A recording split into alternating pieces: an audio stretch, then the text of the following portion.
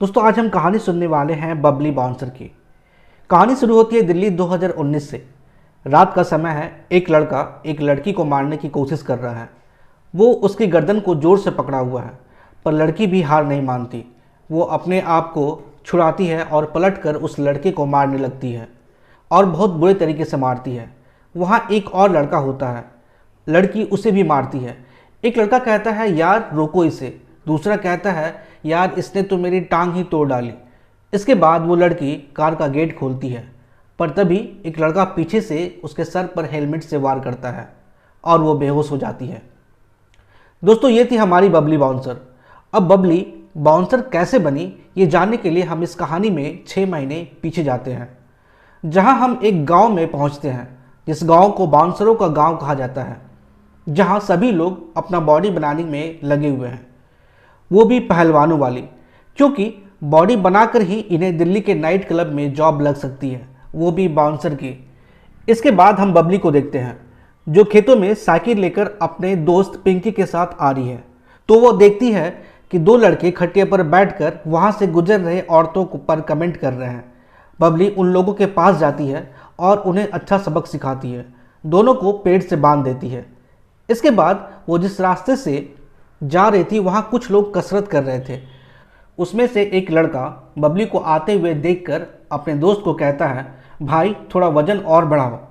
वो वजन तो बढ़ा लेता है, पर जैसे ही बबली पास आती है सारा वजन गिर जाता है।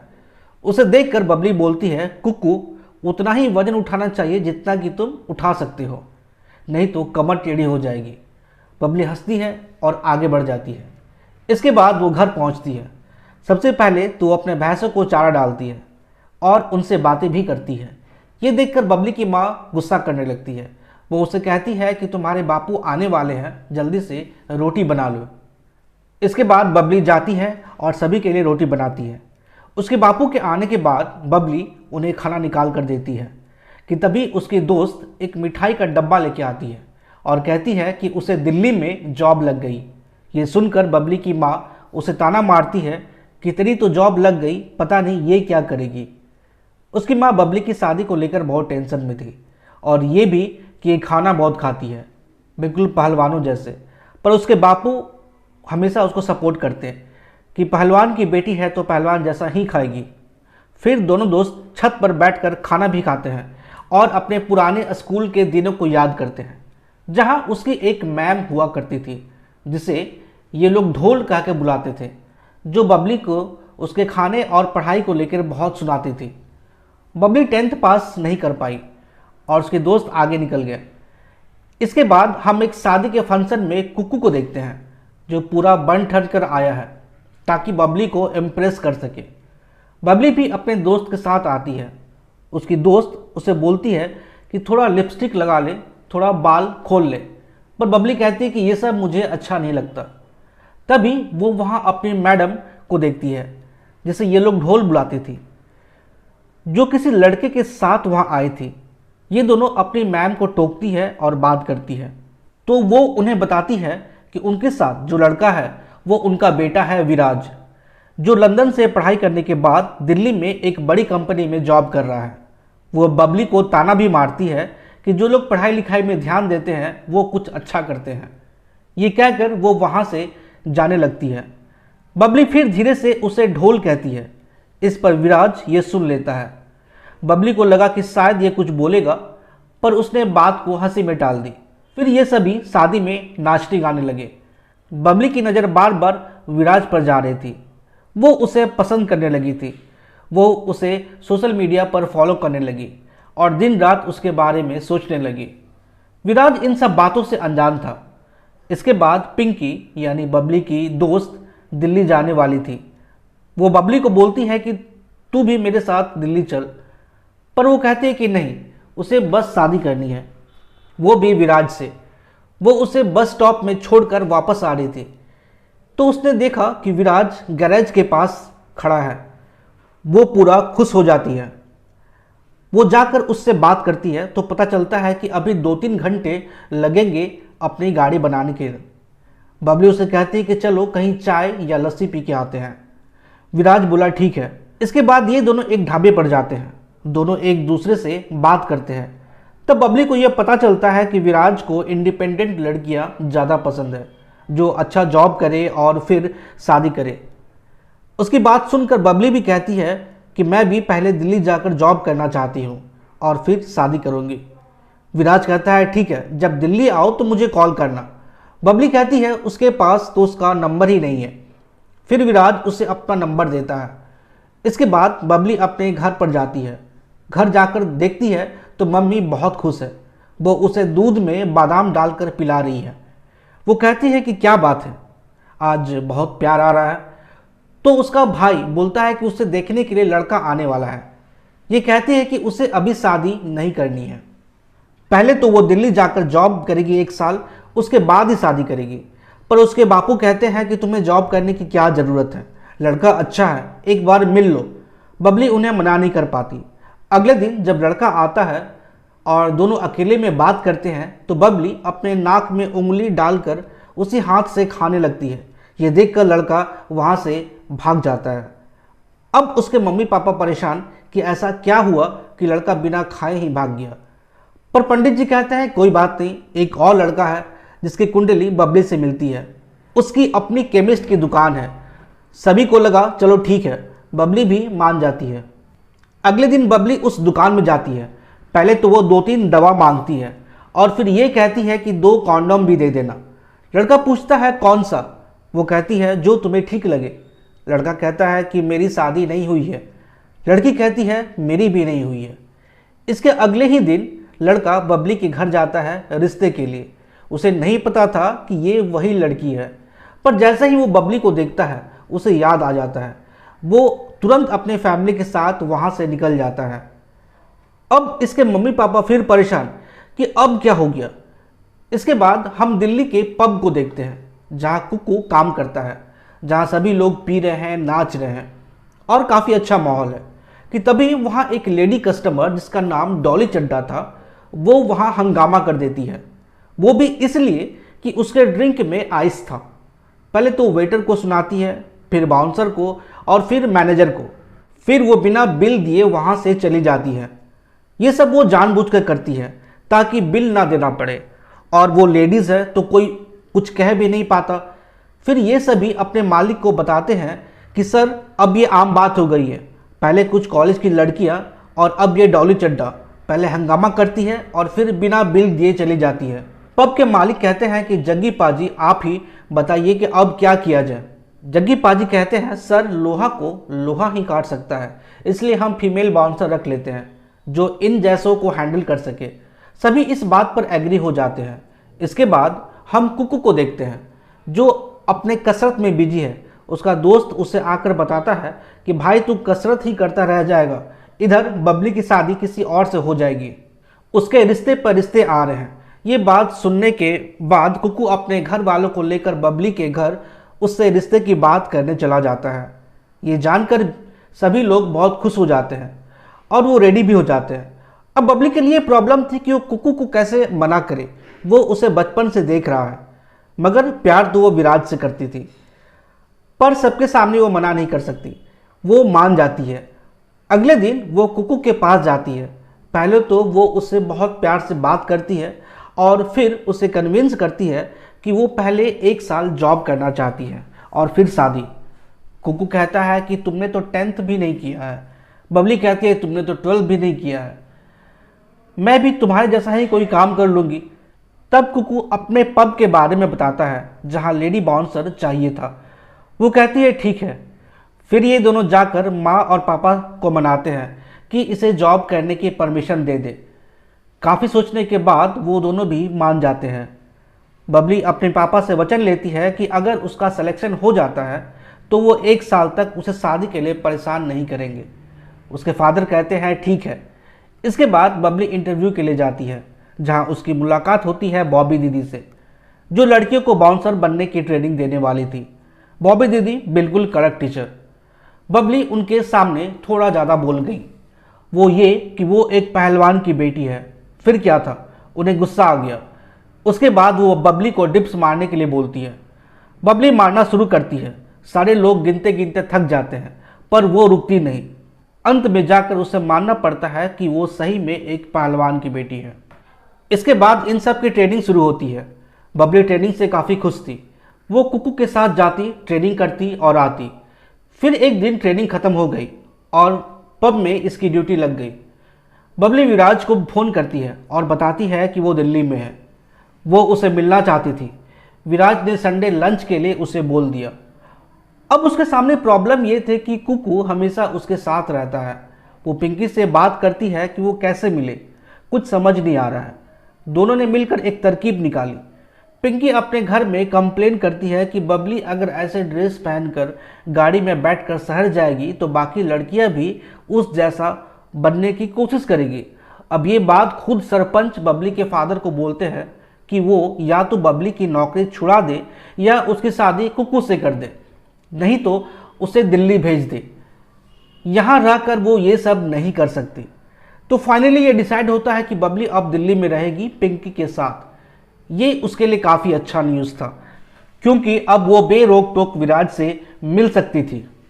इसके बाद संडे का दिन आता है और दोनों एक रेस्टोरेंट में मिलते हैं। बबली अपने बारे में बताती है कि उसे बाउंसर की जॉब लग गई। विराज कहता है चलो ये तो अच्छा है, पर तुम 10th पास कर लो, फिर और भी अच्छा जॉब लग जाएगा। फिर ये दोनों खाना खाते हैं और बातें करते हैं। फिर विराज उसे घर छोड़ देता है। बबली इस मुलाकात से काफ़ी खुश थी। फिर एक दिन विराज बबली के पब में आता है। वो देखकर खुश हो जाती है। उसकी नज़र उससे हट ही नहीं रही थी। सभी लोग नाच रहे थे, गा रहे थे।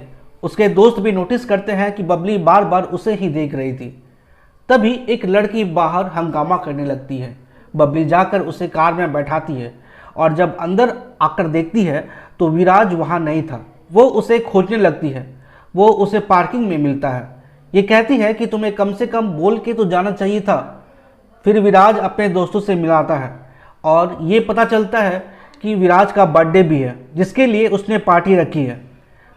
उसने पहले तो इनवाइट नहीं किया था, पर जब दोस्तों ने कहा तो वो उसे आने के लिए बोल देता है और वो खुश हो जाती है। अगले दिन रेडी होकर एक लिफाफा लेकर वो उस पार्टी में चली जाती है।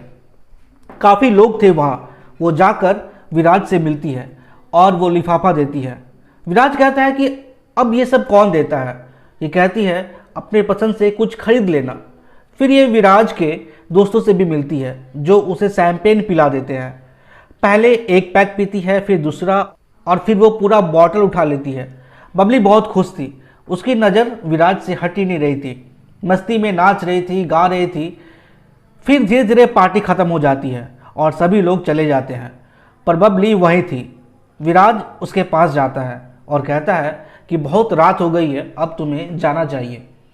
वो कहती है कि चली तो जाऊंगी, पर कुछ कहना है तुमसे। तुम्हें तो पता ही नहीं कि दिल्ली आने के लिए मैंने कितने पापड़ बेले हैं। दो लड़कों को ना बोली हूँ, फिर कुकू को उल्लू बनाया, और ये सब बस इसलिए कि मैं तुमसे प्यार करती हूँ। पर विराज कहता है कि तुमने बहुत पी रखी है, बाद में बात करते हैं। पर ये कहते कि पहले तुम मुझे जवाब दो। विराज कहता है कि तुमने ये सोचा भी कैसे कि मैं तुमसे शादी करूँगा।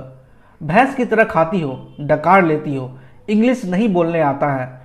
तुम मेरी लाइफ की वो आखिरी लड़की होगी जिसके बारे में मैं कभी सोचूंगा। ये सुनकर उसे बहुत बुरा लगता है। फिर वो वहाँ से चली जाती है।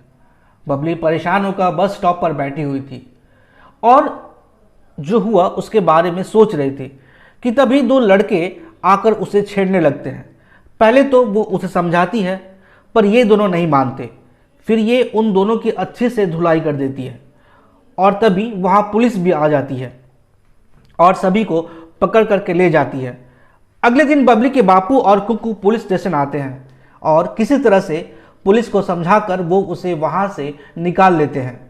ये तीनों जब बाहर बैठे हुए थे तो बापू ने एक बात बोली कि मैं ये नहीं जानना चाहता कि क्या हुआ था। तुमने जो कुछ भी किया उसकी कोई ना कोई वजह जरूर रही होगी, पर मुझे एक बात समझ नहीं आ रही है कि दूध पीने वाली मेरी बेटी दारू क्यों पीने लगी। बबली ने कहा मुझसे गलती हो गई, मैं वचन देती हूँ कि अब ऐसा नहीं करूँगी। फिर वो कहते हैं कि तुम मेरे साथ वापस चलो। फिर बबली उन्हें अपना वचन याद दिलाती है कि वो 1 साल तक कुछ भी नहीं बोलेंगे। फिर ये बात यहीं ख़त्म हो जाती है। इसके बाद बबली अपने रूम में आती है। इस घटना से वो बहुत परेशान थी, पर वो टूटती नहीं है। वो अपने दोस्त को 10th की किताब लाने के लिए बोलती है और इंग्लिश क्लास भी ज्वाइन करती है। अब ये दिन में पढ़ाई करती और रात में काम करने लगी। इधर पब में एक दिन डॉली चड्डा आती है। कुकू बबली को बताता है कि ये वही है जिसकी वजह से लेडी बाउंसर की जॉब निकली है। डॉली ने फिर वेटर को ड्रिंक लाने के लिए कहा, पर इस बार वेटर ने ड्रिंक लाने से मना कर दिया क्योंकि पब बंद हो गया था। पर डॉली उसे भला बुरा बोलने लगी। वो वेटर को मारने जा रही थी कि बबली ने आकर उसे रोक लिया।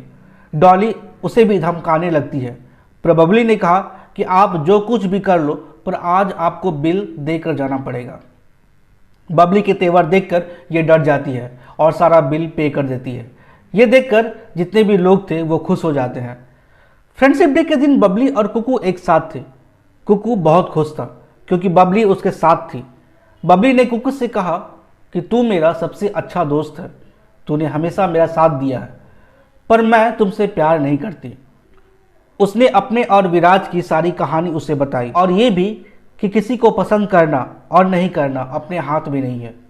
कुकू ये सुनकर परेशान तो होता है, पर बोलता है कि तुम कभी ना कभी शादी तो करोगी, पर जब भी करोगी मेरे बारे में ज़रूर सोचना। बबली अपना सच बताकर काफ़ी रिलैक्स फील करती है। इसके बाद हम विराज को देखते हैं, जिसे उसका दोस्त बोलता है कि यार बर्थडे वाले दिन बबली तुम्हें बहुत देख रही थी, वो बिल्कुल देसी है पर फेक नहीं है। पर विराज कहता है कि यार वो मेरे टाइप की नहीं है। इधर पब में एक कस्टमर, जिसे वहाँ सभी लोग अंकल जी कहकर बुलाते थे और जो बहुत अमीर था, अचानक से उसकी तबीयत खराब हो जाती है। बबली देखती है कि वो बहुत परेशान है। वो तुरंत अपने मैनेजर के साथ उसे हॉस्पिटल लेके जाती है और सारे रास्ते भर उसे अपने भैंस की कहानी सुनाती है ताकि वो होश में रह सके। जब वो हॉस्पिटल पहुंचती है तो डॉक्टर कहते हैं कि अच्छा है ये होश में है, वरना सिचुएशन और भी क्रिटिकल हो जाती। अगले दिन बबली की माँ और पापा उसे मिलने आते हैं। इस बार उन्हें बबली से मिलकर बहुत अच्छा लगता है। अब वो अच्छा खाना बनाती है, अच्छे से इंग्लिश बोलती है। उनके जाने के बाद वो वापस ड्यूटी पर जाती है। पब में आज विराज भी आया हुआ था। विराज जिस टेबल पर बैठा था उसके बगल में एक लड़का सिगरेट पी रहा था। ये उसे मना करता है कि सिगरेट ना पिए। इस पर उसे गुस्सा आ जाता है। वो उसे धमकी देने लगता है कि वो एक बाहुबली के बेटे से उलझ रहा है। उन दोनों की बातें झगड़े में बदल जाती है तो कुकू वहां आकर उसे रोक लेता है, पर वो धमकी देता है कि बाहर मिल। बबली ये सब होते हुए देख रही थी। जब विराज और उसके दोस्त वहां से जाने लगते हैं तो उन्हें पार्किंग में फिर वो लड़का मिलता है जो विराज पर बंदूक तान देता है। विराज डर जाता है कि तभी बबली वहां आ जाती है और उसे कहती है कि तुम कोई भी हो, मगर यहाँ हर तरफ सीसीटीवी कैमरा लगा हुआ है। अगर जरा सा भी कुछ किया तो ये बात न्यूज में जाने में देर नहीं लगेगी। बबली की बातें सुनकर वो रुक जाता है और विराज से हंसकर बात करने लगता है ताकि सीसीटीवी में सब कुछ नॉर्मल लगे। विराज घर जाकर इस इंसिडेंट के बारे में बहुत सोचता है। फिर वो अगले दिन बबली को कॉल करता है और उसे मिलने के लिए बोलता है, पर बबली मना कर देती है। फिर वो 2-3 दिन उसका पीछा करता है, पर वो बात करने के लिए रेडी नहीं थी। फिर वो उसे मेट्रो में मिलता है। फिर वो उसे थैंक यू बोलता है उसकी जान बचाने के लिए, और साथ में ये भी कि अब वो उसे पसंद करने लगा है। वो बहुत कोशिश करता है कि बबली मान जाए, पर उसने अपना मन बना लिया था कि अब प्यार नहीं करना है। पर वो जाते जाते विराज को थैंक्स बोल के जाती है और ये भी कि उसने उसकी आंखें खोल दी। अब उसका ड्रीम बस शादी करना नहीं है, बल्कि अपने पैर पर खड़ा होना भी है। ये कहकर वो वहाँ से चली जाती है। जब वो घर वापस जाती है तो उसे अंकल जी मिलते हैं, जिसकी जान बबली ने बचाई थी। वो उसे थैंक्स बोलते हैं और उसे एक ब्रेसलेट गिफ्ट करते हैं और ये भी कहते हैं कि वो उसकी बेटी जैसी है। उसी शाम पब में डीजे चेतक आया हुआ था। सभी लोग एंजॉय कर रहे थे। बबली, कुकू सब अपनी ड्यूटी पर थे। वहाँ एक लड़की स्मोक कर रही थी। उसके सामने एक लड़का भी स्मोक कर रहा था। लड़की ने पहले उससे बात की, फिर दोनों शेयर में स्मोक करने लगे। लड़के ने कहा कि उसके पास कुछ और भी है पीने के लिए। लड़की उसके साथ पार्किंग में चली जाती है। उसे जाते हुए बबली ने देखा, पर उसे सब कुछ नॉर्मल लगा। ये दोनों जाकर वहाँ नशा करने लगते हैं। इधर उस लड़की की दोस्त उसे फ़ोन करती है, पर वो लड़का उसे फ़ोन उठाने नहीं देता। इधर बबली उस लड़की से पूछती है कि कोई प्रॉब्लम है क्या। वो बताती है कि मेरी दोस्त यहाँ थी पर वो मिल नहीं रही है। बबली उस लड़की को खोजते हुए पार्किंग में आती है तो देखती है कि 4 लड़के उस लड़की को ज़बरदस्ती एक कार में डाल कर ले जा रहे हैं और वो चीख रही है। इसके बाद बबली एक बाइक लेती है और उन लोगों का पीछा करने लगती है। काफ़ी देर पीछा करने के बाद ये आमने सामने आ जाते हैं। चारों लड़के ने सोचा कि एक लड़की है, चलो इसे उठा लेते हैं, पर बबली ने उन सब की अच्छे से पिटाई कर दी। उसमें से एक लड़के ने उसे पीछे से हेलमेट से मार दिया, जिसके कारण वह बेहोश हो गई। इसके बाद हम बबली को हॉस्पिटल में देखते हैं, जहां उसके मम्मी, पापा, कुक्कू और पिंकी भी थे। बबली होश में थी। ये सब बात कर रहे थे कि टीवी पर बबली बाउंसर के कारनामे बताए जाने लगे। पुलिस ने यह भी बताया कि चारों लड़कों को पकड़ लिया गया है और लड़की बिल्कुल सेफ है। उसे देखने के लिए विराज और उसकी माँ भी हॉस्पिटल में आती है और सभी बबली के इस कारनामे से बहुत खुश थे। सभी उसकी बहादुरी की बातें कर रहे थे। हॉस्पिटल से आने के बाद बबली को चीफ मिनिस्टर के द्वारा बहादुरी का पुरस्कार दिया जाता है, जहां उसकी फैमिली के साथ गांव के सारे लोग भी थे और सभी खुश होकर तालियां मार रहे थे। अंकल जी ने बबली को पैसे दिए और जिम्मेदारी भी दी कि वो अपने जैसे और भी लड़कियों को तैयार करे। और दोस्तों, ये कहानी यहीं पर ख़त्म हो जाती है।